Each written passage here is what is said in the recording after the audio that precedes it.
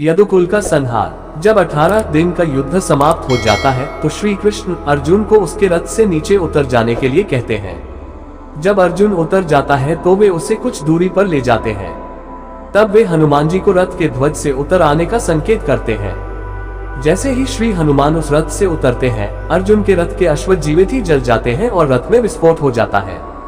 यह देखकर अर्जुन दहल उठता है।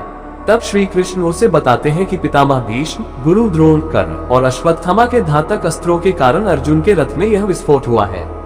यह अब तक इसलिए सुरक्षित था क्योंकि उस पर स्वयं उनकी कृपा थी और श्री हनुमान की शक्ति थी, जो रथ अब तक इन विनाशकारी अस्त्रों के प्रभाव को सहन किए हुए था। महाभारत के युद्ध के पश्चात सांत्वना देने के उद्देश्य से भगवान श्री कृष्णचंद्र जी गांधारी के पास गए। गांधारी अपने 100 पुत्रों के मृत्यु के शोक में अत्यंत व्याकुल थी। भगवान श्री कृष्णचंद्र को देखते ही गांधारी ने क्रोधित होकर उन्हें श्राप दे दिया कि तुम्हारे कारण से जिस प्रकार से मेरे 100 पुत्रों का आपस में लड़कर के नाश हुआ है, उसी प्रकार तुम्हारे यदुवंश का भी आपस में एक दूसरे को मारने के कारण नाश हो जाएगा। भगवान श्री कृष्णचंद्र ने माता गांधारी के उस श्राप को पूर्ण करने के लिए यादवों की मति को फेर दिया। एक दिन अहंकार के वश में आकर कुछ यदुवंशी बालकों ने दुर्वासा ऋषि का अपमान कर दिया। इस पर दुर्वासा ऋषि ने शाप दे दिया कि यादव वंश का नाश हो जाए।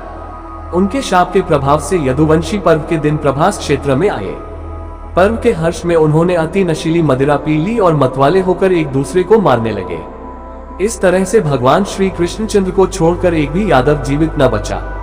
इस घटना के बाद भगवान श्री कृष्णचंद्र महाप्रयाण करके स्वधाम चले जाने के विचार से सोमनाथ के पास वन में एक पीपल के वृक्ष के नीचे बैठकर ध्यानस्थ हो गए। जरा नामक एक बहेलिये ने भूलवश उन्हें हिरण समझकर विषयुक्त बाण चला दिया, जो कि उनके पैर के तलुबे में जाकर लगा और भगवान श्री कृष्णचंद्र स्वधाम को पधार गए।